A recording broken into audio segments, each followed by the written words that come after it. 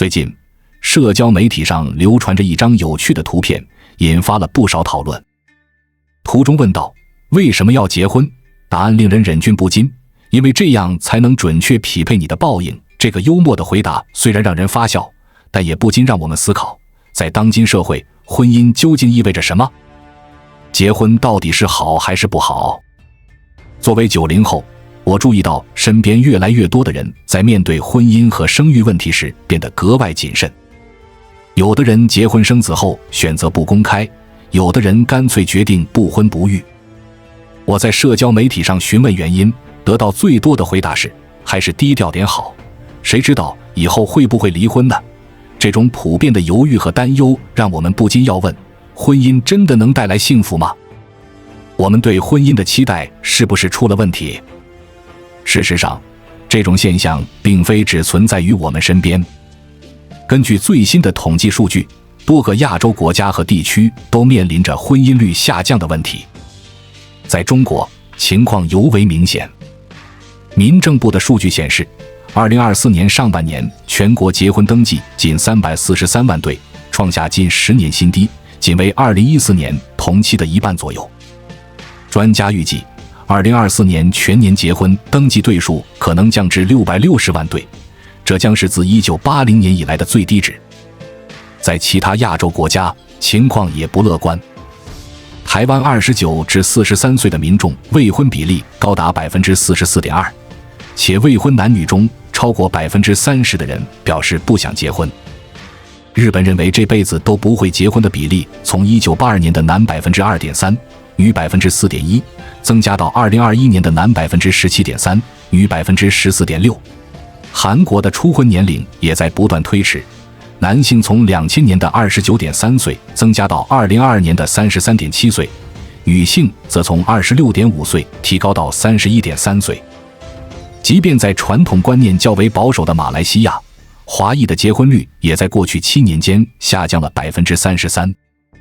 而在新加坡，虽然人们都知道结婚容易，离婚比登天还难，但婚姻状况仍然面临挑战。2023年注册结婚的新人比2022年减少了 3.7%。尽管离婚程序一向严格，但新加坡政府最近也做出了一些调整。从2024年7月1日起，夫妻可以双方同意婚姻破裂至无法挽回为由离婚，以更和睦的方式结束婚姻关系。面对这些数据，我们不禁要问，是什么导致了人们对婚姻的态度发生如此大的转变？是经济压力？是价值观的改变？还是我们对婚姻本身的理解出了问题？今天就让我们一起来深入探讨这个看似老生常谈，却又与每个人息息相关的话题：婚姻到底有什么意义？结婚是否真的能带来幸福？在当今社会，我们应该如何看待婚姻这个古老而又充满争议的制度？首先，让我们承认一个事实，谈论婚姻确实是一件有趣又棘手的事情。特别是对于我这样一个未经婚姻洗礼的人来说，似乎有点班门弄斧的嫌疑。但是，请不要着急给我扣上不懂爱情的帽子。要知道，有时候旁观者清，当局者迷。就像研究历史的人未必亲身经历过历史，研究文学的人也未必是文学作品中的悲情人物一样。只要我们保持一颗敏锐的心，去观察这个世界，去感受红男绿女之间的丝丝情愫，我们就能洞察其中的奥秘。那么，为什么我今天要聊这个话题呢？原因很简单，因为我在社交媒体上看到了太多关于婚姻的困惑和吐槽。有人问，请说出婚姻的好处是什么？然后便是一片哈哈大笑的评论。但是，在这些笑声背后，我们是否曾经思考过，婚姻的本质到底是什么？为什么这个看似对人有百害而无一利的制度，却在全世界各国延续了几千年？让我们先来聊聊催婚这个中华民族的特色传统。每当逢年过节，那些已经成年的男男女女回到家乡，就不得不经历一场又一场近乎灾难的催婚现场。于是乎，80后、90后、00后3代人有了一个共同的爱好，吐槽老家那些迂腐的父母和不知深浅的亲戚们。但是，让我们换个角度思考一下，你真的和那些你嘲笑的长辈们不一样吗？你有没有想过，你和他们其实是本是同根生，相煎何太急呢？也许你会说，不，我和他们完全不一样。那么，让我问你几个问题。在父母第一次跟你谈论婚姻问题的时候，你有没有给他们一个明确的答案，让他们不要再在这个问题上继续幻想？在春节的时候，面对那些唠叨的亲戚，你有没有直截了当地说，我不认可婚姻制度，我也不会结婚，请你最后一次聊这个话题？我猜你的答案可能是没有。你可能会说，你没有这样做是为了保持基本的礼貌和尊重，是因为你的情商很高。但是，亲爱的朋友，让我们诚实一点，你不敢这样做，是因为你害怕失去他们的支持，对吗？你看，这就是问题所在。很多人不敢直白地表达自己的想法，是因为他们的生存离不开原生家庭。如果父母真的对你失望了，停止了对你的经济支持，你该怎么办？如果亲戚们都认为你很奇怪，给你的父母施加压力，你又该如何应对？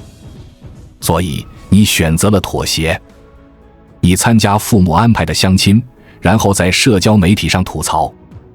但是让我们想想，相亲的本质是什么？它和招聘有什么区别？你和一个陌生人见面，互相谈论条件，看看是否能够达成结婚并且上床苟且的协议。这和某些特殊交易本质上有什么不同呢？也许有人会说，不，我和我的爱人是在红尘中自然邂逅，相爱相亲，走向婚姻的。如果是这样，那么恭喜你，你是幸运的少数派。但是，让我们诚实地面对一个事实，这个世界上大多数人其实并没有真正爱过。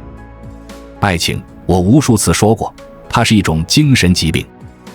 只有一种方法能够让爱情永恒，那就是求而不得。但是，一旦两个人真正在一起了，总有一天，这场疾病会退烧。退烧之后的日子该怎么过呢？这时候，你会开始衡量对方的能力、性格、家庭、职业，再衡量自己与之匹配的种种条件，看看是否能像齿轮一样完美咬合。如果还能咬合，那就忍一忍，凑合过吧。但是，这种衡量本质上不也是一种交易吗？人世间所有违背动物本能的行为都可以被视为一种交易，只不过每个人的价码不一样。有的人可能几百块就可以，而你可能要几百万。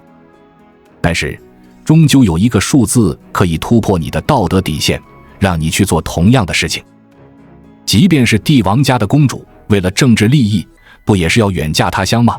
你再高贵，还能高贵过天之娇女不成？刨除那些铜臭味的数字，人与人的本质到底有什么区别？一模一样，区别的不过是每个人的对象不同罢了。听到这里，也许你会说，好吧，既然如此，我就选择一个我喜欢的人，至少比选择一个我讨厌的人强。没错，这确实是一个不错的选择。但是，让我们来聊聊人性中一个无法回避的问题——新鲜感。在我们进一步探索之前，我们有一个激动人心的消息要告诉大家，我们已经开通会员功能了。现在，您可以加入我们的会员大家庭，享受会员专属影片和更多独家内容。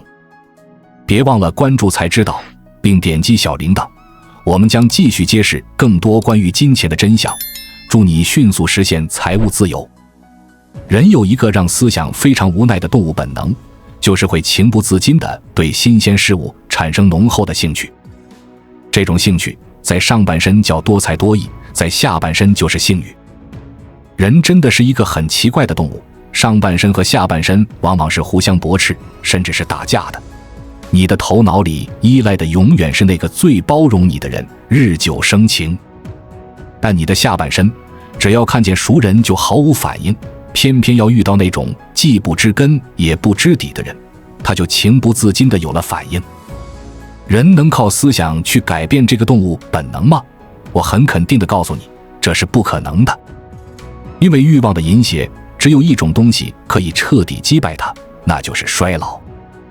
当你身体所有的机能已经彻底老化，自然就什么非分之想都没有了。只要你的生理功能还健在，你就永远不可能做一个绝对道德的人。那么，没有性欲的爱情还是爱情吗？没有性欲的爱情，那叫感情，以后可能还得叫亲情。总之，它不能再称之为爱情了。可人会因此而停止寻找爱情吗？如果是你在婚姻中过着数年如一日、柴米油盐、死水无澜的日子，有一天忽然有一个陌生人闯入了你的世界，你猝不及防对他产生了浓厚的兴趣。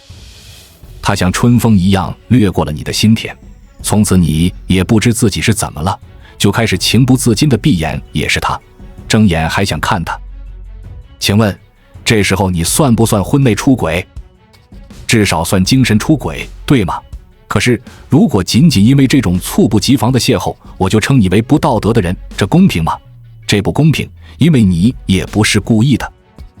人永远不知道自己何时会爱上一个人，也永远不知道自己何时会不爱一个人。就像我们每天走在街上，却永远不知道树叶是从哪一天开始泛黄的。我们年年都在春天里，却永远说不清楚枝叶是从哪一秒钟开始发芽的。所有跟感情有关的事情，全部都是一个无知觉的渐变过程。那么，有了新的感受，人就像满血复活了一样。有几个人能抵御新生的诱惑，而去选择持续等死呢？确实有一些三从四德的人，这辈子咬碎了槽牙，把秘密咽到肚子里，至死都没有付诸过行动。可那叫幸福吗？如果人活着就是为了这样严重扭曲地压抑自己，那活着的意义又是什么呢？就是为了死后换一块贞洁牌坊吗？就是为了做那些陌生人嘴里的正经人吗？可是，如果你反其道而行，去选择那个能让你更加快乐的人，试着去来往，他是否就变成了小三？你是否就坐实了婚内出轨的这顶脏帽子？然后你就会受到社会上所有的污言秽语和批判，搞不好工作也会丢失。如果你还是个名人，可能商业价值尽毁。可是你到底做错了什么？难道一个人就必须从一而终，像奴隶一样卖给谁就得跟谁过一辈子吗？那不是我们当代文明社会的追求。每个人都有权利重新选择幸福，对不对？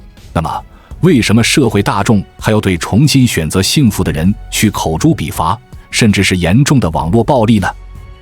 在这些道德表中，一直有一个非常荒谬的逻辑没有被戳破，那就是你可以重新选择幸福，但是你不能婚内出轨。那怎么着？你跟你的爱人如胶似漆，郎情妾意，过得好好的呢，忽然间就算了一卦，哎呦，亲爱的，我算到了明年我会爱上一个新的人，不如我们今天分手吧。您是要求每个人都能预知未来吗？哪个人不是遇到了更好的选择之后，才发现这个旧的婚姻可以抛弃了呢？这个时间顺序是没有人可以进行颠倒的。那么，你就要承受社会大众的口诛笔伐。可怎么才能够获得自己一段又一段有质量的幸福，却不被那些外力所道德绑架呢？非常简单，不结婚就可以。听到这里，真让人绝望。可能很多人此刻都在手机前面一声叹息。没关系，我只是把丑话说在前头。您明白了这其中的道理之后，具体该怎么选择人生，坦白讲，那也是您注定的命运。现在让我们来探讨一个经常被提及却鲜少深入思考的话题：财富的传承。很多人都有一个根深蒂固的观念，努力积累财富，然后传给后代。这种想法如此普遍，以至于当人们看到有人拥有贵重物品却没有子嗣时，就会不自觉地产生疑问和担忧。但是，我们是否应该重新审视这个问题呢？财富的意义究竟是什么？是为了留给后人，还是为了让自己的生活更加丰富多彩？有人可能会说，你辛辛苦苦积累的这些，要是没有人继承，岂不是太可惜了？然而，我想反问，如果为了给别人留下遗产而活着，那我们自己的人生价值何在？事实上，财富的真正价值并不在于它的数量或者能否被传承，而在于它如何影响我们的生活质量，以及我们如何用它来实现自己的人生价值。与其担心身后事，不如思考如何让当下的生活更有意义，如何用我们拥有的资源去帮助他人，创造价值。更重要的是，人生的意义并不仅仅在于物质财富的积累和传承，我们的思想、行为对这个世界的影响，才是真正能够流传下去的财富。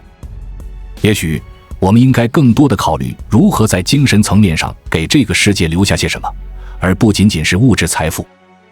历史上有太多想要将财富和权力传承给后代的例子，但最终都以失败告终。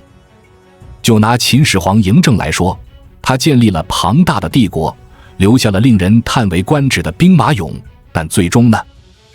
他真正成功传承给子嗣的又有多少？再看看唐宗宋祖，他们的努力最终也是徒劳。即便是在现代，这种想法依然存在。毛泽东想要将政权这个干货传给他的后代，甚至不惜将儿子送往朝鲜战场磨练。然而命运弄人，一碗蛋炒饭和一颗炮弹的巧合，彻底改变了历史的走向。所有的物质在我们的生命中不过是锦上添花，如果每天都在操心他们的最终归属，我们就成了物质的奴隶。在我们有限的生命中，这些财富最终会交到谁手上，真的那么重要吗？不如顺其自然，谁知道未来会发生什么呢？也许不到100年，我们积累的财富就已经消散殆尽。所以与其担心财产的归属，不如思考如何活出精彩的人生。毕竟人生不是只有传宗接代这一条路，还有无数的可能性等着我们去探索。让我们把注意力放在如何让自己的生活更有意义，如何为这个世界贡献自己的一份力量上，这才是真正值得我们思考和追求的。有一种观点认为，婚姻实际上是统治阶级用来控制大众的一种工具。陈奕迅的歌曲《孤勇者》中蕴含着深刻的道理。自古以来，孤和勇就是紧密相连的。要削弱一个人的勇气，最有效的方法就是剥夺他的孤独。而婚姻恰恰可能成为剥夺这种精神自由的工具。婚姻有时候会磨平一个人身上的棱角，让人变得更容易被管理。从某种角度来看，当统治阶级想要驯化民众时，他们甚至不需要直接出手，因为家庭本身就会对个人形成各种约束，包括行为上的限制和思想上的压力。这些约束和压力恰恰符合统治阶级的利益。婚姻制度的高明之处在于，它不仅可能影响人的独立思考能力，还可能让人心甘情愿地成为社会的一个齿轮。为了家庭，人们不得不工作；为了孩子，人们可能需要妥协；为了房贷，人们可能不得不忍气吞声。在这个过程中，个人的理想、抱负和个性都可能被慢慢磨平。然而，这并不是在劝导大家不要结婚。重要的是要清醒地认识到婚姻的本质，然后做出自己的选择。如果遇到了那个值得你放弃部分自由的人，那么结婚也未尝不可，去体验那种甘之如饴的束缚吧。但如果还没有遇到这样的人，或者觉得自己更适合单身生活，那么也不要因为社会压力而勉强自己。最终，选择权在于每个人自己。重要的是要根据自己的真实想法和需求做出决定，而不是盲目地遵循社会的期待。记住，你的人生是属于你自己的，不要因为别人的期望而活，也不要因为传统的压力而妥协。你有权利选择自己的生活方式，无论是结婚还是单身，只要是你自己的选择，那就是最好的选择。有人可能会说，但是如果每个人都不结婚、不生孩子，那人类岂不是要灭绝了吗？这个问题听起来很有道理，但实际上是一个伪命题。因为即使我们取消婚姻制度，人类也不会停止繁衍。爱情、性欲以及养育后代的本能，这些都是刻在我们基因里的东西，不会因为婚姻制度的存在与否而改变。事实上，在一些动物世界里，根本就不存在婚姻这个概念，但它们依然繁衍生息，种群兴旺。人类之所以需要婚姻制度，更多的是出于社会管理和财产继承的需要，而不是为了繁衍后代。再说回来，即使你选择了结婚，也不意味着你就一定要完全按照传统的方式来。现代社会给了我们更多的选择和可能性。你可以选择不要小孩，只养宠物。重要的是，这些选择应该是你自己做出的，而不是被社会或家庭强加的。说到这里，可能有人会问，那爱情呢？婚姻难道不是爱情的归宿吗？我的回答是，爱情和婚姻并不是必然的因果关系。爱情是一种情感，而婚姻是一种制度。很多人在爱情中如胶似漆，但一旦进入婚姻，就开始互相折磨。也有很多人虽然没有轰轰烈烈的爱情，但在婚姻中却能相敬如宾，相濡以沫。爱情是美好的，但它也是脆弱的，它需要两个人的不断努力和维护。而婚姻则更像是一场持久战，它需要的不仅是爱情，还有责任、包容、理解和妥协。所以，不要把婚姻简单的等同于爱情的延续，它们是两个不同的概念，需要不同的能力去经营。有趣的是，很多人在婚前都会说我们结婚是因为相爱，但在婚后遇到问题时，却会说我们要为了孩子家庭坚持下去。这种转变恰恰说明，婚姻的本质并不是爱情，而是一种社会契约。那么，面对这样的婚姻制度，我们应该怎么办呢？我的建议是，保持清醒，但不要愤世嫉俗。保持清醒，意味着我们要认识到婚姻的本质，不要被那些美化的说法所迷惑。我们要明白，婚姻不是童话故事的结局，而是现实生活的开始。它可能带来幸福，也可能带来痛苦。它可能让两个人更亲密，也可能让两个人变成陌生人。但不要愤世嫉俗，意味着我们不应该因为认识到了婚姻的本质，就完全否定它的价值。婚姻制度虽然有很多问题，但它也确实为一些人提供了稳定的生活框架和情感依托。如果你能在婚姻中找到幸福，那就去追求吧。只是要记住，婚姻不是幸福的保证，而是需要两个人共同经营的事业。让我们来谈谈什么时候可以考虑结婚这个问题。婚姻不是人生的终点，而是一段新的旅程。它不应该是因为达到某个年龄或社会期望而做出的选择，而应该是一个深思熟虑后的决定，基于相互的尊重、理解和共同的人生目标。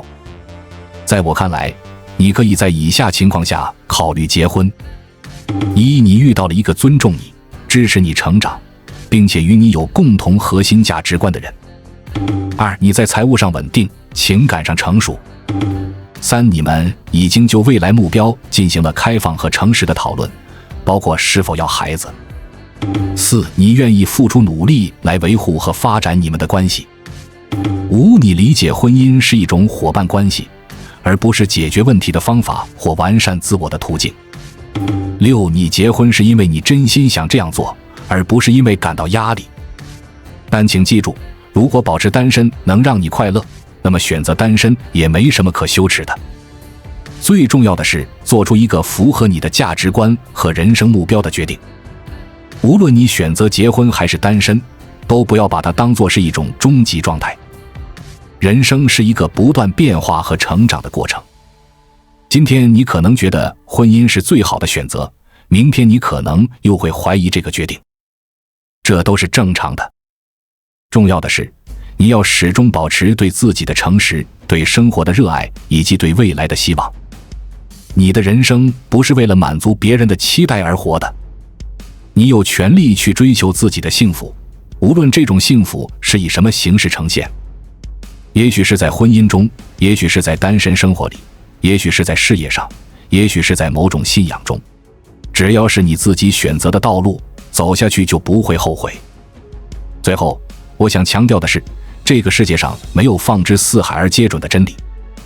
我今天所说的这些，也只是基于我个人的观察和思考。它可能适合一些人，但也可能不适合另一些人。我希望通过这些讨论，能够激发大家的思考。因为只有经过深思熟虑，我们才能做出真正属于自己的选择。所以，不要害怕思考，不要害怕质疑，更不要害怕做出自己的选择。你的人生是你自己的，只有你自己才能决定如何度过。无论你最终选择婚姻还是单身，只要是你自己的选择，那就是最好的选择。愿你我都能找到适合自己的生活方式，无论是在婚姻中还是在单身的道路上。让我们珍惜自己的选择权，活出真实的自己，创造属于自己的幸福人生。最后，欢迎大家在影片下方留言，告诉我你认为结婚的最大好处是什么。关注我，我是才知道，带你解锁更多金钱的真相。